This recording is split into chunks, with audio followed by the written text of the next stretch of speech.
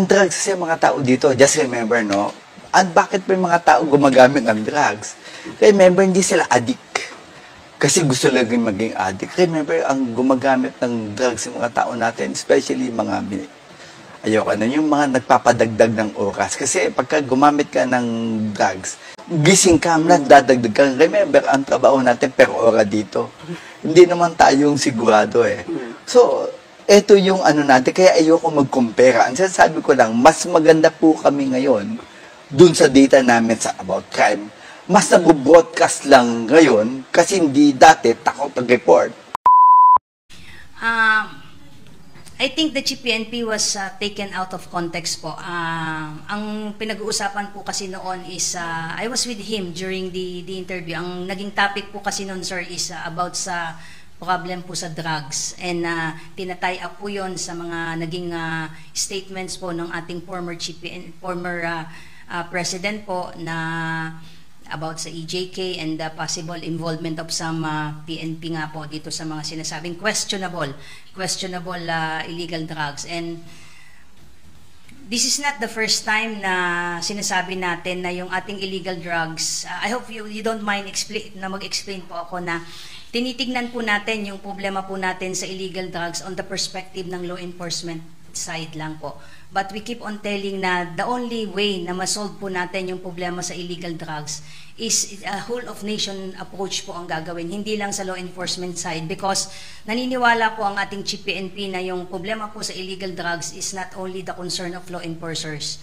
It also involves, it's a health problem, it's an economic problem. So dito pumasok yung naging usapan na yung mga gumagamit po ng illegal drugs, some of them are not really drug dependent, some of them are social user, or some of them, in fact, may mga nahuli tayo na ang reason nila is kaya sila nagda-drugs is para magising lang sila just to extend yung working hours. I think that was the context na sinabi ng ating Chief PNP na hindi dapat tinitignan ng isang drug user as masama, kundi biktima sila.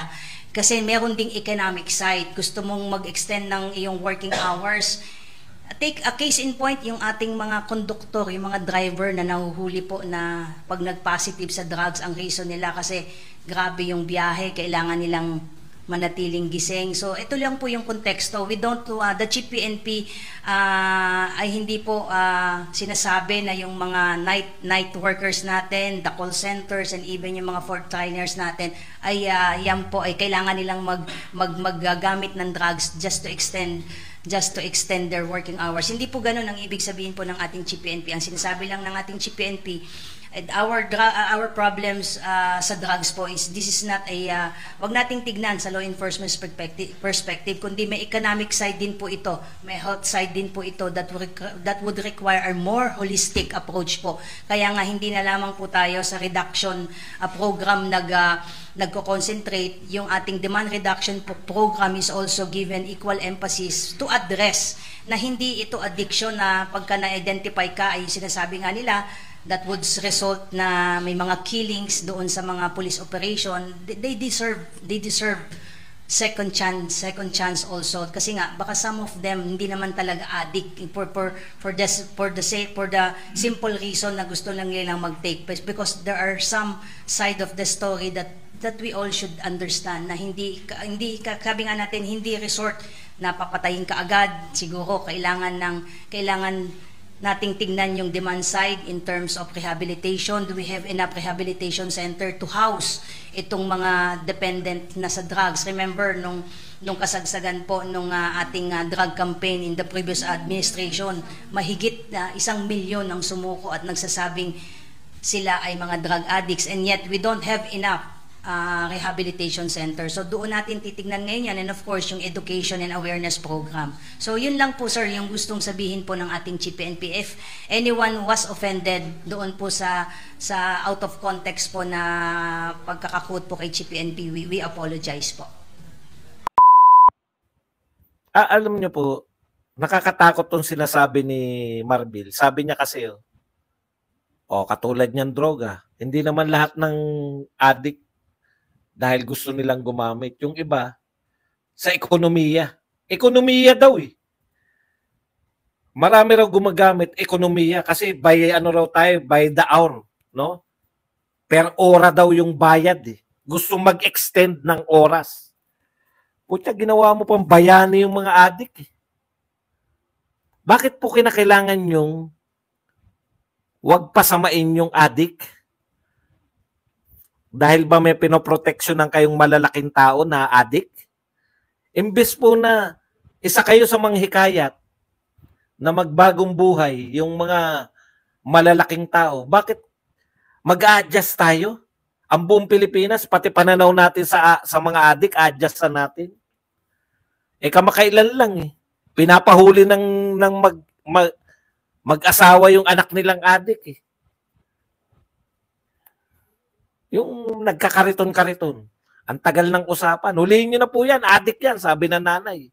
O, yan ka na naman, dakdak ka na naman. Pati yung Chief PNP. Chief PNP, imbis na ikundina natin yung mga adiksyonist, ano yung papatanggap natin? Wait until the end of the term of BBM. Tignan nyo po kung gaano nakataas yung krimen. Kung ganyan po, putya, swerte nyo. Etong first 2 years na to. Swerte nyo. Dahil na-neutralize pa ni Pangulong Duterte yung mga kriminalidad, yung mga kriminal. Ngayon po, titignan natin sa susunod na mga taon. Ngayong alam na ng mga adik na protektado ka. Hindi. Nananawagan ang lahat. Kawawa ang mga biktima ng war on drugs. Kawawa ang biktima ng war on drugs. Grabe talaga. Okay. Insecure sila. Hindi nyo na po mababago yung sitwasyon ng nakaraan. Kung may pagmamalaki po kayo, ipagmalaki nyo lang. Kaya nabubwisit yung mga tao. Ipagmamalaki nyo lang yung bumaba yung krimen. Nagiging questionable tuloy sa amin. Ibig nyo sabihin, mas maganda ang kriminalidad ngayon kaysa noong panahon ni Duterte? Walang adik no na humahara-hara. Wala pong sigang adik na nasa kanto noong panahon ni Duterte. Nagtatago o bagong buhay. Ayaw nilang matulad sa wag tularan. Hindi ko po sinasabing yan ang epekto ng war on drugs, yung wag tularan. Nakita na nga natin yung asawa ni Cristina Gonzales. Biktima ng wag tularan. Na hindi po pulis, kung hindi mga ninja cops. Lahat na ngayon na nagsasabi, interviewin. Harap-harapan na po ang pagbebenta na naman ng droga. Kung harap-harapan na po yung pagbebenta ng droga na naman, harap-harapan na naman yung krimen yan na nawala na nung panahon ni Duterte. Kaya po, dalawa yung katotohanan natin. Dito sa Pilipinas ngayon, dalawa katotohanan. Isang katotohanan ni Marcos at isang katotohanan na nararamdaman natin. Yung katotohanan na sinasabi ng mga Marcos na mababa ang krimen, pero yung nakikita natin, hindi yan yung katotohanan. Umani naman ito ng iba't ibang reaksyon mula sa ating mga netizens. Ayon kay Irene Olguera, Good Luck Philippines, may chiefs of police tayong ginajustify ang paggamit ng pibagbabawal na gamot. Pahayag naman ni Arlan Cana, kawawa ang Pilipinas sa gobyerno ngayon. Ibalik ang Duterte style na pamumuno at hindi ganito kalawsi na nagpapatupad ng batas. Our country needs President Duterte style of leadership.